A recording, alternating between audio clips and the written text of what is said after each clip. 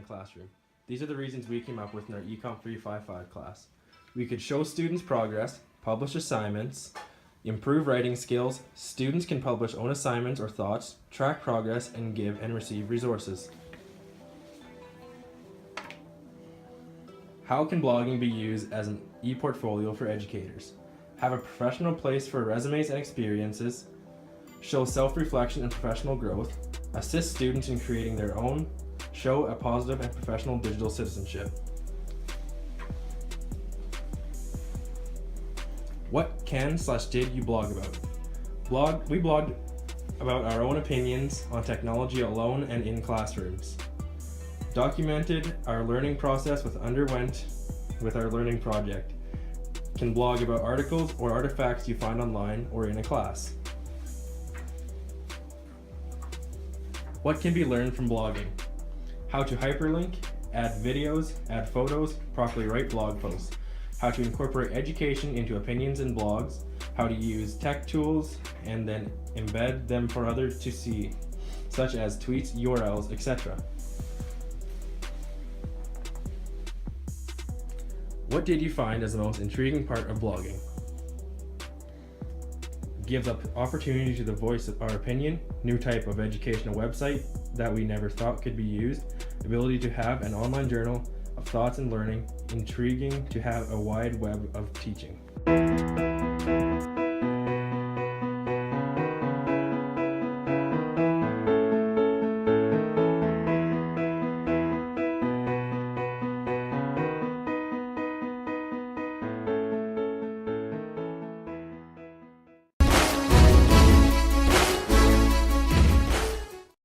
Form of social media. We knew it used hashtags. Users were usually celebrities. We wanted to know how to make Twitter educational, How to properly use hashtags in our tweets. how to make a professional account. How to tweet with all restrictions using abbreviations. So what we learned from our ECMP 355 class doing Twitter is that there are many types of ed chats, Saskatchewan ed chats, etc. that we got to participate in, that you got opinions from other teachers and professionals in your field. There were lots of educational resources to give and share.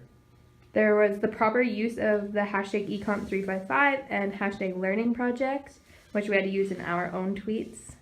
Using a good bio and photo creates professionalism. Using the appropriate tweets, using like the SS, which means students, and @ when abbreviating to keep them shorter. And keeping tweets simple and using hashtags.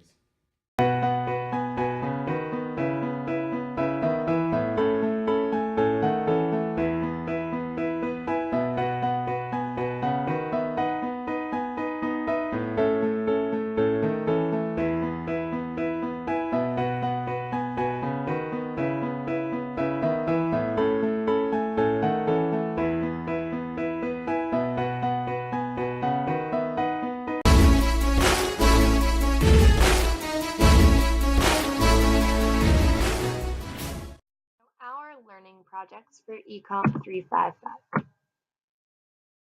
How we learned. So we used many different websites with things that would assist us in starting our learning projects.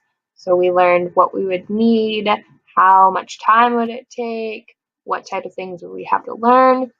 We used lots of YouTube videos and Google image diagrams, especially for my knitting, and a lot of videos, obviously, for learning guitar. We enlisted classmates to help us work on our learning projects or give us comments, positive feedback, constructive feedback to make us better.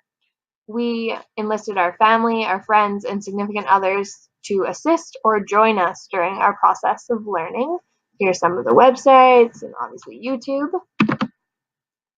So for my learning project, I tried to learn how to play the guitar.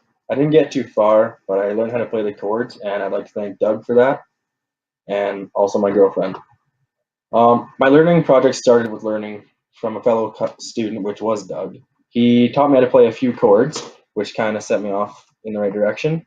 And then he got too busy with school, so I had to go off on my own and look on the internet for some websites. I found two that I really enjoyed, and one was recommended by a man that commented on Alex Curl's Twitter called Musician. The other one was called justinguitar.com. These both were very easily easily websites that could show you how to use, where to put your fingers, show you what chords to use, and how to strum. It really helped me. How I documented my learning. I documented my learning project throughout Twitter by asking Alec for help and tagging him in a tweet. That was where I got musician from. I had also used my blog to let people know how my progress was going and what challenges I faced throughout the project. There was some negative feedback, like when my roommate broke my guitar, and that kind of set me back. So I had to restart. And in the picture in the right, that was me restarting on some chords that I forgot how to play. So learning to knit. This was my project. I was a little hesitant at first. I had tried to learn how to knit when I was younger, and this gave me kind of the perfect opportunity to go back to that. So my learning project was a lot of based YouTube learning. So I watched a lot of resources on YouTube about the easiest ways to start and the easiest projects. I started with hand knitting and arm knitting, which is the easiest way to do it. And then I progressed to the knitting needles, as you can see. I used a lot of the positive feedback from my classmates, and I also used a lot of the videos that they had been sharing because I found a lot of my classmates were also in the journey to becoming knitters. So that was very helpful. So documenting my learning project, I mainly use my blog to document my learning and then made YouTube videos and photos to put onto my blog. Along with my blog, I also use Twitter to keep track of my knitting and to find resources. I follow like 30 knitting things and it helps significantly. So through my documentation, I found that comments from my peers encouraging my learning and assisting me in questions or surveys made my learning much more successful. So I found that it was a lot easier to start a project when I knew people would want to comment and see what was happening. So I had a little bit more motivation to do it.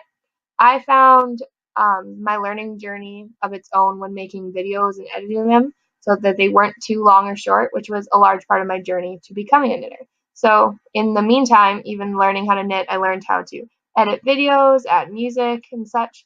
So that was a good addition. What we learned from doing #learning project. We learned there are a lot of resources for learning. We noticed that anything you want to learn, there's a quick Google search result for you. We didn't have to leave the comfort of home to learn and could do all of our learning from an electronic device in our hands. Learning a project on your own off of the internet lets you do things at your own pace. It is a great alternative than looking at books all day or typing notes. YouTube is for way more than talking animals or music. There are many educational sections and videos. There are many alternative ways and different perspectives on the internet.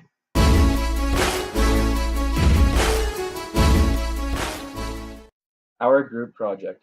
For our EdTech tool, we researched Prezi and learned about all the negatives and positives of this tool. We found how we could use this in our own classrooms. Alongside Douglas Song and Darian Enns, we found that there was a lot to learn about Prezi and what we could do to make it fit in with the curriculum. Learning. We did not realize how many EdTech tools were out there and that there were so many different ways to use them in the classroom. I found it was fascinating to learn about things I didn't know about before the presentation. The fact that the Makey board can have any type of controller was cool. I had never used a Khan Academy as well, so that was something new also. Something I found interesting to learn was the teacher side of Khan Academy, as I've become dependent on the student side in my Math 110 right now. As well, I thought Seesaw was something I would definitely incorporate into a classroom, especially for elementary students, which is not something we usually see. Group project with ECMP 355 group, working on making a great Kahoot. So learning to use things such as Screencast-By and Facebook. Learning about tech ed tools. Self-reflecting on apps that we have used in our own lives and apps that we had never seen before helped us to broaden our horizons on websites that we can use. We learned to show our knowledge on blog posts about these EdTech tools. This is a part of one of my blogs on about YouTube that Doug and I created. We did the negatives and the positives of using YouTube in the classroom. So something we also learned that all your ed tech kind of goes into is the SAMR. So neither of us knew what SAMR was or stood for before our Econ 255 class. With Mr. Kuros's help and all of our classmates, we soon got to know the diagram well and found ourselves comparing EdTech tools to it. We believe as teachers we'll be better at making anything technology within our classroom a part of the last 3 stages. We always want to be better than a cup of coffee. So we obviously have the comparison, and then you always kind of want to stay in the AMR. So that's what we've been learning throughout our class and with tech tools.